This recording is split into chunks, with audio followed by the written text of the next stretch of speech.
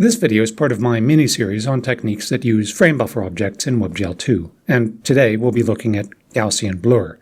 I won't be doing any live coding in this one, though I will be showing you all of the relevant code that you'll need to implement variable blur in your WebGL applications. You can check out my final implementation in this series GitHub repo, linked in the description. So Gaussian blur is probably the most common post-processing effect in computer graphics, showing up either as an effect on its own or as an ingredient in some other post-processing effect. Like so many other things that we've seen in WebGL, there's a range of ways to implement it. It begins with the very easy and conceptually simple, and then gets progressively more complex as optimizations are added in. Now, if you've watched many of my past videos, this is usually where you'd expect me to say something reassuring, like maybe start off simple or optimize only if you really need to. But this really isn't one of those times. Gaussian blur scales horrifically if you don't use optimizations. And if you want an output that looks blurry, even only slightly, you're going to need optimizations right off the bat. In this video, I'm going to cover these three first subjects. I consider them to be absolutely essential to any blur implementation. The last two can potentially improve performance even more, though there's a risk with them of artifacts. If I end up eventually making a video on Bloom, I'll revisit those last two. This video is going to be broken up in two chapters. Timestamps for each are in the description. The first few are very general and common to any convolutional blur filter, regardless of graphics engine. The rest are necessary to implement Gaussian blur in WebGL. Blur in computer graphics is such a simple concept that it doesn't really require much explanation. First, you'll have to have an input texture containing the image that you want to blur. It's important to point out here that you can't blur when rendering geometry, not directly at least. You have a fragment shader that takes in samples from that input and outputs every pixel of your canvas. If your fragment shader samples only a single pixel each time, then you'll get an exact copy of the original input. If you start to include neighboring pixels and mix them together, you'll get a blurred result. The bigger the radius, the bigger the blur. The bigger the radius, the more samples you need to grab. But the more samples there are, the longer it's going to take your fragment shader to complete. So above all else, we want to get the number of times we request samples to an absolute minimum. So you'd think that it would be fastest if you only ever grabbed circular regions of samples. And yet, convolution shows up all over computer science, from signal processing to computer vision to machine learning. The idea is that you'll have a massive data grid that you want to transform or summarize in some way. And to do that, you'll have a square or rectangular grid of weights called a kernel. You snap the kernel to every possible position on your data grid, and each time you'll apply some mathematical operation to each weight and its corresponding value. Add up the results to a single value and save that. So for each point that your kernel visits, you get a new data point on a new data grid. In fact, this works perfectly for computer graphics, except instead of a grid of arbitrary data, you start with a texture. Grab a compact chunk of color data from the texture and use a kernel of relative strengths to mix those color values, and send the result out to the canvas or save it in another texture if you have more work to do. Just like before, with our blur radius, kernel size determines the strength of the blur. A 1x1 kernel gives no blur at all. A slightly bigger one gives some noticeable blur. Make it much bigger and we get a much more obvious blur, and so on. In conventional convolution, we always end up with a smaller output than what we started with. That's because when we butt up against an edge or a corner of our data set, we have to stop, because we can't sample data that doesn't exist. But with WebGL, texture data always exists, no matter what UV coordinate you use. What data you get back depends on how you configure the texture, but the data is always there. So unless you're downsampling or upsampling, your input and output will normally be the same size. So we need a kernel of weights to produce the blur. The question is, what values to use.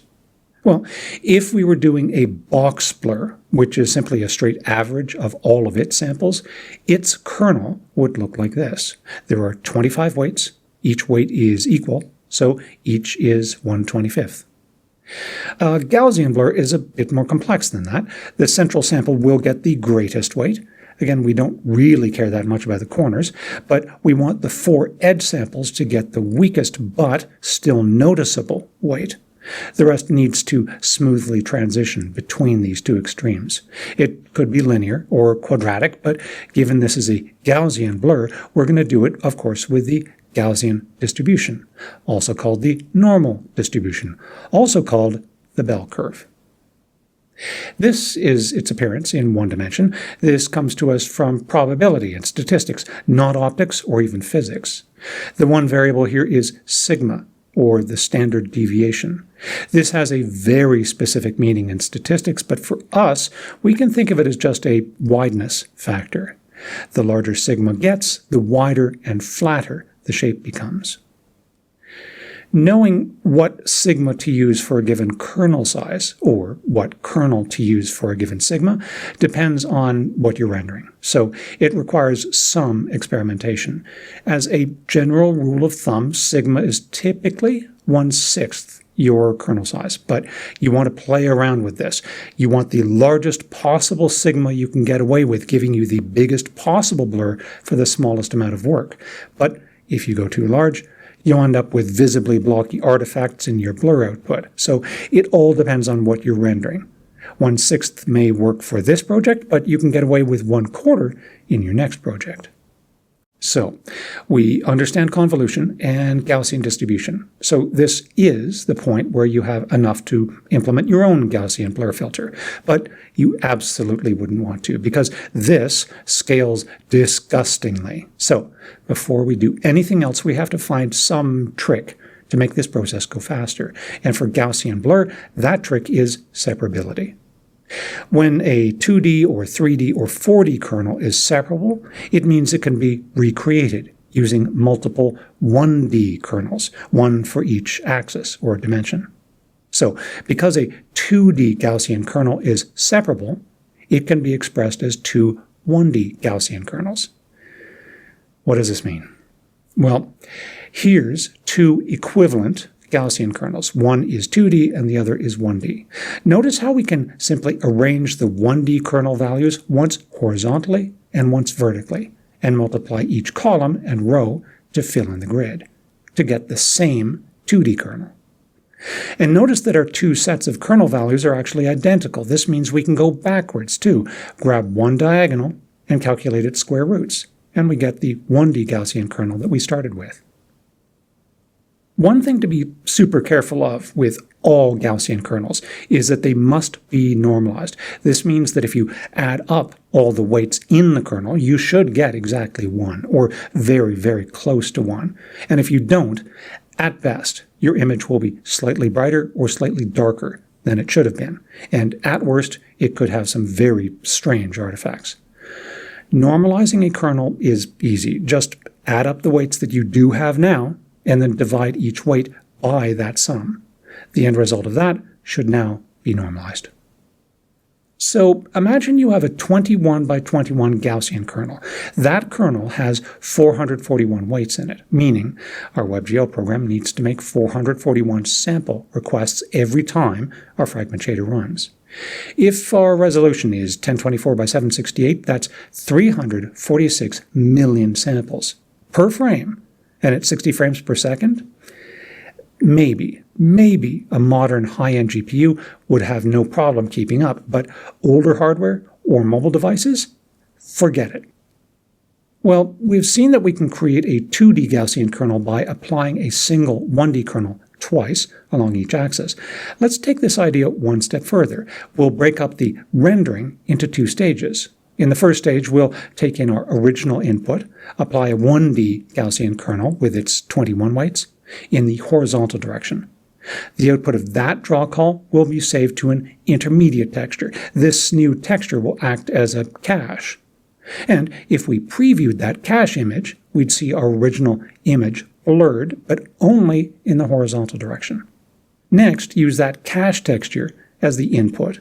Apply the 1D Gaussian kernel again, this time in the vertical direction, and its output will be correctly blurred in both directions. What we get at the end won't just look the same as a 2D single-pass render. It will be mathematically the same, give or take some precision losses. This alone makes it possible to have much, much stronger blurs without depressing the frame rate, even on low-powered hardware. And the reason is, instead of 21 times 21 samples, we only needed 21 plus 21 samples, so 42 samples instead of 441. On the negative side, we needed that extra texture for caching the horizontal blur, and we had to issue 2 draw calls, plus we had some additional logic. So technically, you need to strike a balance. For tiny, nearly imperceptible blurs, it may not be worth it, but for visibly obvious blurs, it's not even a question. You have to do it. We can squeeze out even more performance and cut our remaining texture calls almost in half with one more optimization. We'll still end up with the exact same math getting performed. It's just that instead of all of the math being done in shader code, parts of it will be done by the GPU using hardware that's optimized for exactly this kind of math. The secret is, instead of requesting samples for each weight individually, we'll request a single sample for each pair of weights. Let's break this down. We're going to think of our kernels as composed of pairs. By far, the easiest way to do this is just go left to right. There will always be a single weight left over, which you can leave either at the beginning or at the end. Alternatively, and this one's quite clever, you can build your pairs inward from the 2 edges. When you get to the middle, you'll either have a single weight left over or, and this is the cool bit, 2 overlapping pairs. To avoid counting the center sample twice, we divide it in 2 and give each pair its own half. Again, same thing. Once we've got our pairs, we have to do some basic math. We're going to have to do this for each pair in our kernel, and each pair is going to be slightly different. But let's focus in just on this pair here. In this example, the first weight is 0.93% and the second is 2.8%. If you add them together, then the first weight makes up almost exactly 25% of the total, and the other makes up 75%. And when you compare this pair to the entire kernel, they contribute 3.73%. So for this particular pair, we can say it's 25/75 within the pair, and it's 3.73 within the kernel as a whole. Pause the video now if this doesn't make sense. First, the 25/75. If we're careful about picking our UV coordinates for our texture, the GPU will apply this proportion for us. For example, a UV coordinate that sits exactly between the 2 would sample each equally, so 50/50, right? A UV that sits dead center on the second would be 0/100. So 25/75 should be right here, halfway between the 2. So if we're sampling at exactly this UV coordinate between the 2, we'll end up with the correct 25/75 mix using only one texture call. The only thing left to do is to scale the sample down to 3.73%. Do that for each pair, and you're nearly done. Remember that single leftover texel? That will require an entire sample all of its own using no fractional offset. It needs to be scaled down simply using its own weight. Now, let's add a little bit of WebGL detail to all this theory. There's a fair bit to go through. First, the workflow here may seem more complicated than before, but really it's just an added framebuffer object and texture for caching and an added draw call. We'll render our geometry just like before with its output going to a texture attached to a framebuffer object. Next, we're going to use a second program. This will do a Gaussian blur in one direction. We'll configure it to do our horizontal blur pass. It will use that first texture as an input, and its output will get written to a second caching texture, so we'll need another framebuffer object to attach. Then we'll use the exact same program again, configured to do our vertical blur pass. It'll use that cache texture as its input, and its output will go to the canvas.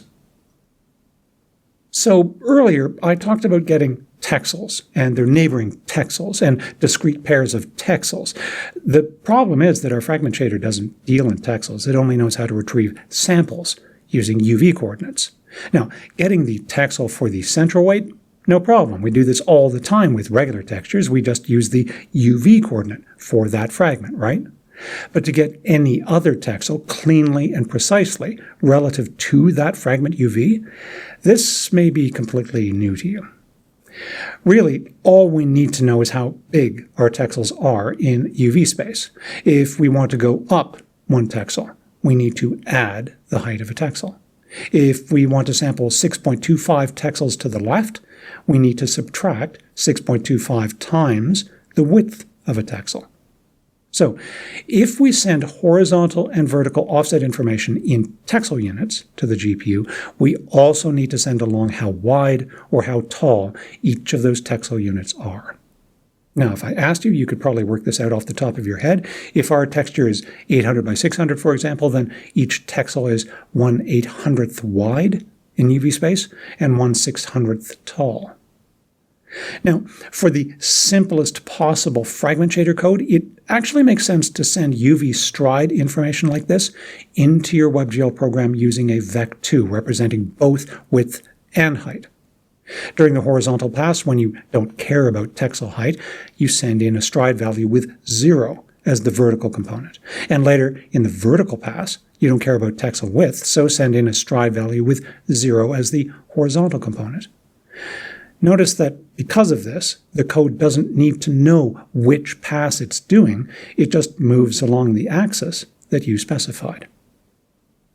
We'll also need to send our WebGL program our kernel values as uniform data. Or rather, since we're using linear sampling, we'll need to send those texel offsets and scaling values. But since we want to vary the blur strength, there's a potential problem. Because of GLSL, we have to know ahead of time how much room to allocate for uniform arrays. So if you allocated enough room for an 11 by 11 Gaussian blur for this animation frame, the array won't be big enough for a 13 by 13 blur later on. Instead, it makes sense to choose a maximum blur strength that you're willing to support and allocate enough memory for that. So provide enough memory for 128 vec2s, for example. That's enough for a 255 by 255 blur. This means that smaller blurs will occupy only a portion at the front of that array, with the rest of the array potentially containing older garbage data. So we have to remember to also send the current data's actual length as a separate uniform. So we need to send texel offset and scaling data as an array of vec2s. This will remain the same across animation frames until you change your blur strength. A length value for the number of those vec2s, which will also stay the same, and a stride value, which will be horizontal for the horizontal pass and vertical for the vertical pass, all within the same animation frame. I already mentioned this, but it deserves some additional detail. WebGL convolutional kernels are allowed to go right up to the edge of your input texture. So what do you want your kernel to see when it gets there? Do you want this, or this, or this? And remember that these settings are independently configurable on both horizontal and vertical. As a general piece of advice, clamp to edge usually causes the fewest visible problems, but experiment and see what works and what doesn't. Configuring your texture's wrap mode is usually good enough, but let's say that there are things that are just barely outside the viewport that must be included in your blur just often enough that these other settings won't work. If that ever happens, then this is what you have to do. Render your geometry with a slightly larger field of view to a slightly larger texture, one that's wide enough to accommodate the radius of your blur. Do your blur, and crop back down to your original view. You have to be careful to get your projection matrix exactly right, and of course your application will be a bit slower, but I'm pretty sure that this is the only way to do it. So here's some examples of usable code. First, the JavaScript. Here's the function that generates the 1D Gaussian kernel. I've chosen here to generate the kernel by width, not sigma, though this could easily be refactored for sigma instead. For the smallest kernels, I immediately return a hard-coded kernel rather than adding error correction logic. This populates the array. After the array is complete, it gets normalized, and it returns the array. This function takes a Gaussian kernel and converts it into another regular array of those texel offsets and scaling factors that we need for linear sampling. The values are interleaved so that they can be interpreted as vec2s when they get sent to WebGL. I personally would fold this logic into the previous function, but I've kept it separate here for more clarity. This function is triggered anytime the kernel width changes and is responsible for sending the updated uniform data to the blur program. In this case, the program is fired any time that I move the slider, but it could be triggered by any other event just as easily. It takes in the kernel width and exits immediately if there's been no change. Next, it generates the kernel. It then converts the kernel to interleaved offsets and scaling factors for linear sampling, and calculates the number of vec2s that are now in that array, and then updates the typed array with the new values. Last, it sends the updated data as uniform data. Here's the code for doing the unidirectional blur pass. We switch to the correct program and its vertex array object, which I created elsewhere. Switch to the requested input texture and bind the requested framebuffer object where the output will be sent. Set the stride for the pass, horizontal or vertical. Draw the quad and clean up after we're done. And finally, each animation frame, this gets called. First, we want to render the geometry. I've not included any framebuffer object information in that function, so we need to bind our first framebuffer for populating the geometry texture and draw. Next, we do our horizontal blur pass. We need to provide a source texture, which is the geometry texture, a destination framebuffer object, which will be the one for the intermediate caching texture, and a UV stride for moving horizontally by a single texel. And last, we do the vertical blur pass. Its source texture is the cache texture. We'll pass in null as the framebuffer object so that the output gets sent to the canvas, and the UV stride for moving vertically by a single texel. And set up the next animation frame. And here's the fragment shader code. At a minimum, there will be these four uniforms. The input texture, which will end up either being your geometry render or your cache image. The stride, the horizontal or vertical distance in UV space for moving per texel. The array of vec2s containing texel offset and scaling factors for each pair of texels. I've decided on 128 vec2s here, which, as I said, is enough for a 255 by 255 Gaussian blur. And last, how many items are in that vec2 array. In our main function, all we have to do is loop through those vec2s and sum up their individual contributions. We make the texture call using the assigned texture, which will be the geometry texture during the first pass and the cache texture during the next, the fragment's own UV coordinate, offset and scale's X component, which contains the offset amount in texel units, and UV stride, which converts that to UV space along the axis that we're blurring. After we've got our sample, we scale it down to the correct amount using offset and scale's Y component. All of that goes into frag color, which is the shader's output, so that's what will be saved to the cache texture during the horizontal pass or sent out to the canvas during the vertical pass. And that's it. Like I said in my last video, I hate Gaussian blur. It's a bit exhausting to explain, and like I said, it requires optimization pretty much right out of the gate, but I hope it made sense. Check out the link in the description for my code, including everything that you just saw here.